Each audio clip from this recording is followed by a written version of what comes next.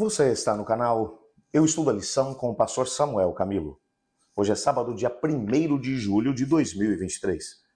E estamos introduzindo a lição de número 2 do nosso trimestre, cujo tema será o grandioso plano divino centrado em Cristo. Nós estaremos, na verdade, analisando a introdução que o apóstolo Paulo fez da carta aos Efésios. O texto que servirá como base para o nosso estudo durante toda a semana encontra-se na carta aos Efésios, no capítulo 1, verso 3, que diz assim: Bendito seja o Deus e Pai de nosso Senhor Jesus Cristo, que nos abençoou com todas as bênçãos espirituais nas regiões celestiais em Cristo. Eu quero que você saiba que nessa semana teremos a oportunidade de poder estudar algumas coisas muito, mas muito profundas dentro da introdução dessa carta. Mas antes de podermos fazer isso, eu gostaria de convidá-lo para orar junto comigo.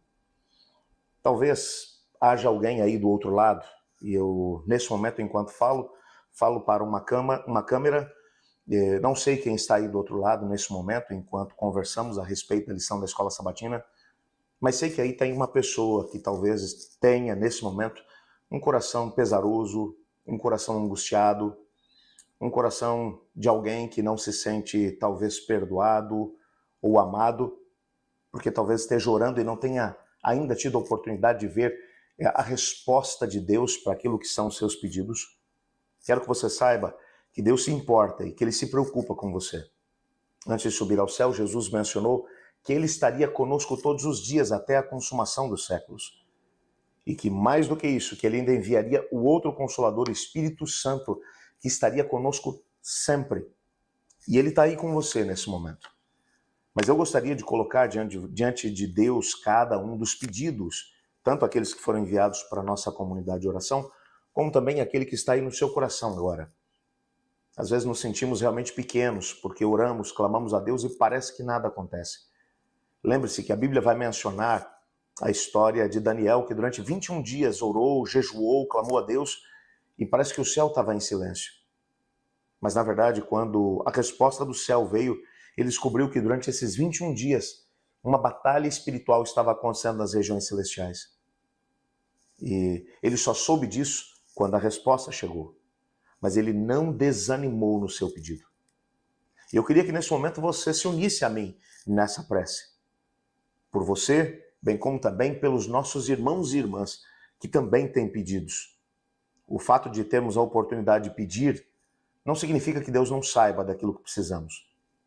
Mas significa, sim, que Deus nos está dando uma oportunidade para nos aproximarmos uns dos outros. Porque toda vez que paramos para poder orar por alguém, nós estamos colocando de lado aquilo que são as coisas importantes para nós mesmos, para poder dizer a Deus: Senhor, eu também preciso de bênçãos, mas eu estou orando nesse momento pelo meu irmão, pela minha irmã, que é importante para mim.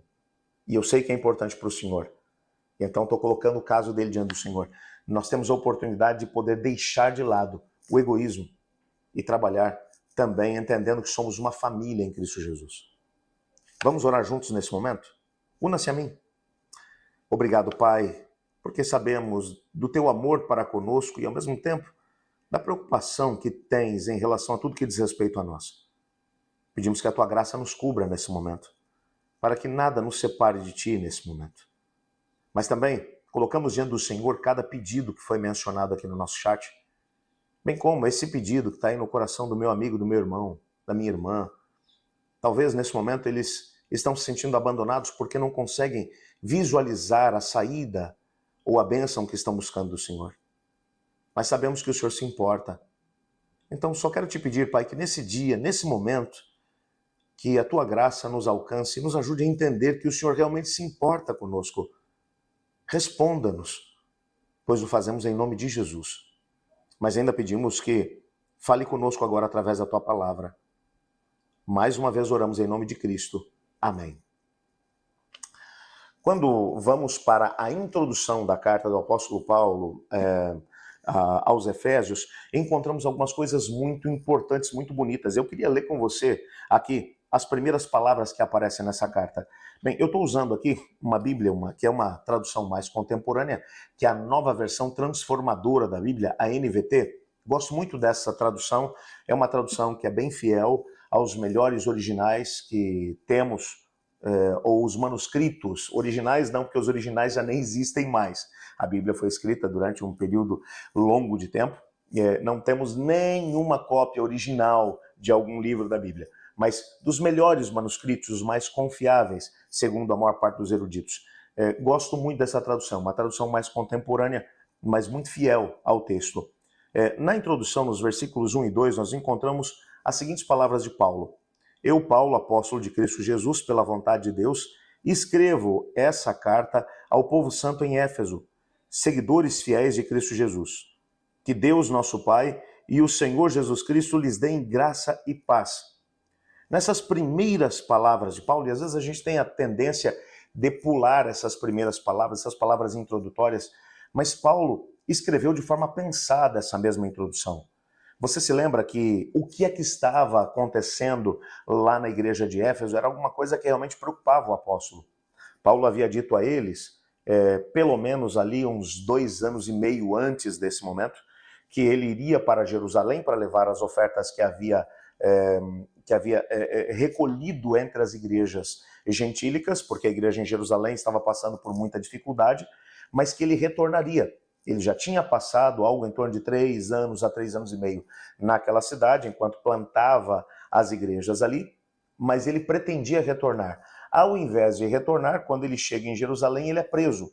Passa 2 anos em Cesareia Marítima e agora ele está em Roma. E o que ele vai descobrir nessa altura é que os irmãos da cidade de Roma começam agora a ficar muito tristes e começam a se perguntar se realmente eles entenderam aquilo que o apóstolo Paulo havia mencionado, no sentido de que Deus tinha um plano especial para a vida deles, de que Deus os havia chamado, de que Deus tinha um propósito para eles, para a vida deles. Muitos deles estavam abandonando a fé, estavam naufragando na fé, porque afinal de contas, aquele que havia plantado a igreja de Éfeso agora estava preso. E eles se questionavam se realmente Deus se importava com eles. Que questionamento é esse? Quantas vezes, quando passamos por vales escuros e sombrios e Deus age de uma maneira diferente daquela que nós esperávamos que Ele realmente o fizesse, a nossa fé acaba naufragando. Aquelas pessoas estavam naufragando na fé porque achavam que Deus havia se esquecido do seu povo. Mas Paulo ele começa dizendo que ele era apóstolo de Jesus Cristo. E isso tinha acontecido pela vontade de Deus. Paulo está dizendo que ele sabia quem ele era. Ele não era apóstolo porque um dia ele acordou de manhã e falou assim, o que eu vou fazer hoje? A minha agenda está meio vazia, vou ser apóstolo. Não, ele está dizendo, eu sei de quem sou apóstolo de Jesus Cristo. E é pela vontade de Deus o Pai. E eu escrevo essa carta ao povo santo em Éfeso. A palavra santo aqui é uma palavra que significa literalmente aquele que foi separado com um propósito. Então veja, ele está dizendo que o que acontecia na vida tanto do apóstolo como também da igreja lá em Éfeso não era um acaso. Ele está dizendo, olha, eu sou apóstolo de Jesus Cristo, eu sei para quem eu trabalho, eu sei a quem eu sirvo. E eu sei que eu só fui chamado para ser apóstolo porque Deus o Pai, que é quem dirige todo o plano da redenção, que é aquele quem dirige a nossa vida, ele tem um propósito para mim. Então ele me escolheu. E ele vai dizer, e eu sei também quem são vocês. Vocês são o povo separado por Deus com um propósito. Deus tem um plano para a vida de vocês.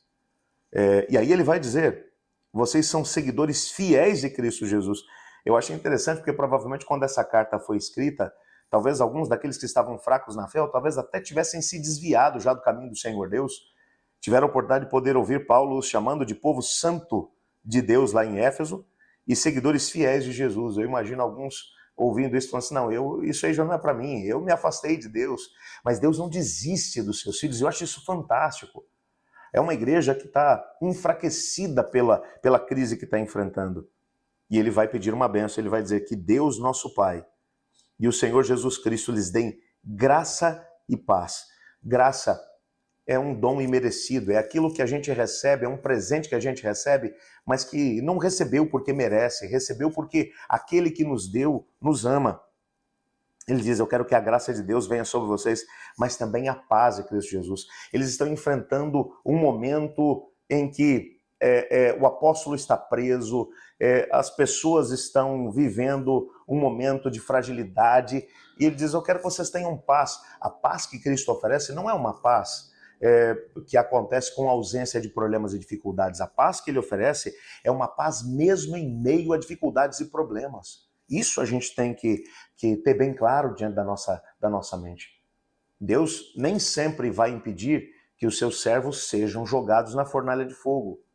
Mas o que ele vai fazer é ir junto com os seus servos para a fornalha de fogo. Não foi isso que ele fez com Ananias, Misael e Azarias?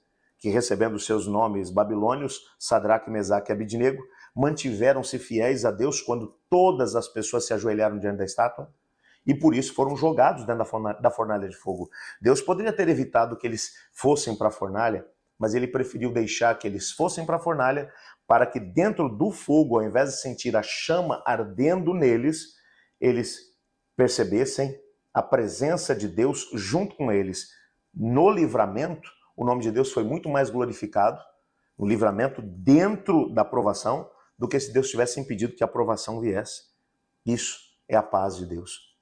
E é interessante que os rapazes chegaram até a dizer para o Nabucodonosor, nem precisa mandar tocar música outra vez, porque nós não vamos nos ajoelhar. E se Deus quiser nos livrar, Ele pode. E se não quiser também, a gente está pronto para morrer. Isso é paz. Paz mesmo em meio às dificuldades e problemas. Mas ele continua dizendo, todo louvor seja a Deus, o Pai de nosso Senhor Jesus Cristo, que nos abençoa em Cristo com todas as bênçãos espirituais nos domínios celestiais. Eu acho isso fantástico. Paulo está preso. E quando ele vai começar a escrever a sua carta, depois de dizer, eu sei quem eu sou, e eu sei quem vocês são, eu sei que Deus os chamou, Deus chamou a mim e chamou também a vocês. E Ele tem graça e paz para oferecer a vocês, para que vocês vençam esse momento difícil. Mas Ele agora ergue o seu pensamento a Deus o Pai, a Cristo Jesus, e louva ao Senhor por todas as bênçãos que Deus tinha derramado sobre eles. Aí eu pergunto a você, mas que bênçãos? Paulo estava preso. Paulo passou 2 anos preso lá em Cesareia Marítima. Depois, ao ir para Roma, o seu navio naufragou, ele foi picado por uma cobra venenosa.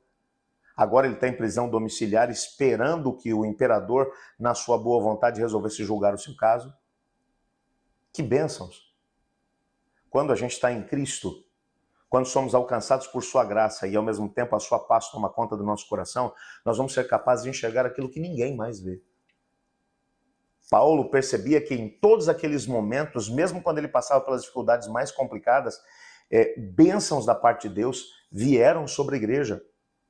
Nos 2 anos em que ele esteve preso em Cesareia Marítima, junto com o Lucas teve a oportunidade de poder fazer muitas entrevistas com aqueles que tinham vivido junto com Jesus e teve a oportunidade de poder escrever o Evangelho de Lucas.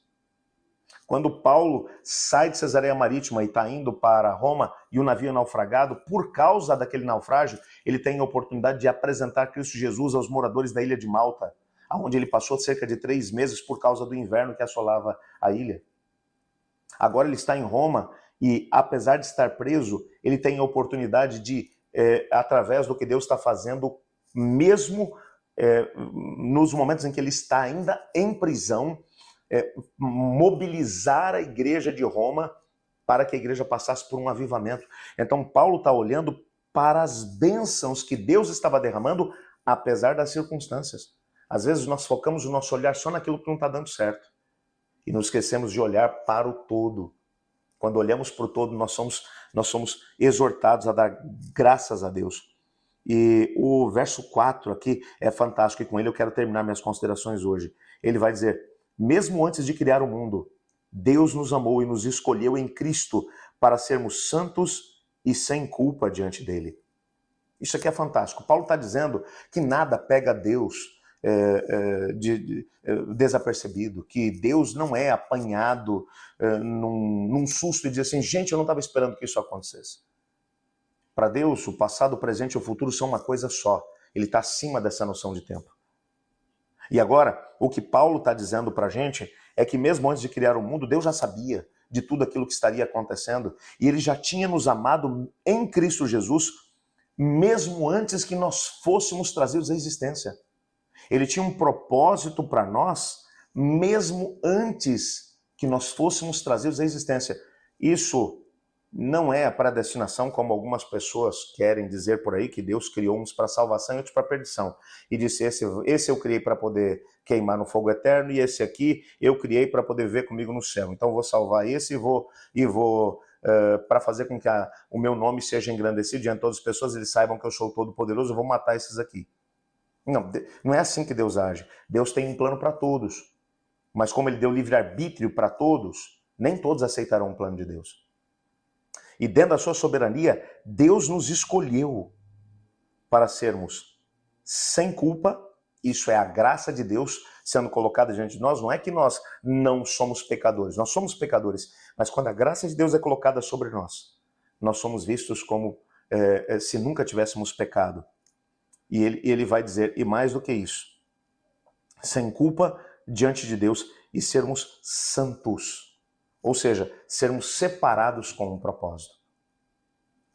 Nessa semana a gente vai ter a oportunidade de podermos nos aprofundar dentro dessa mesma temática.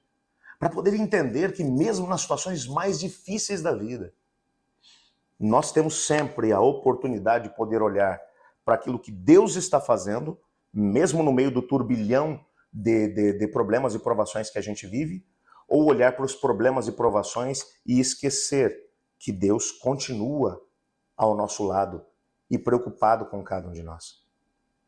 Nessa semana você vai ter a oportunidade de poder tentar olhar para uma dessas duas vertentes. Você vai olhar para Deus ou você vai olhar para aquilo que o inimigo está fazendo? Bem, a decisão é sua.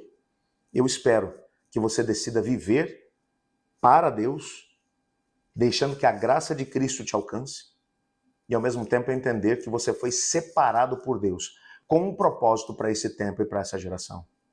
Viva esse propósito nesse dia. Que Deus te abençoe, que Deus te guarde. Eu estudo a lição. E você?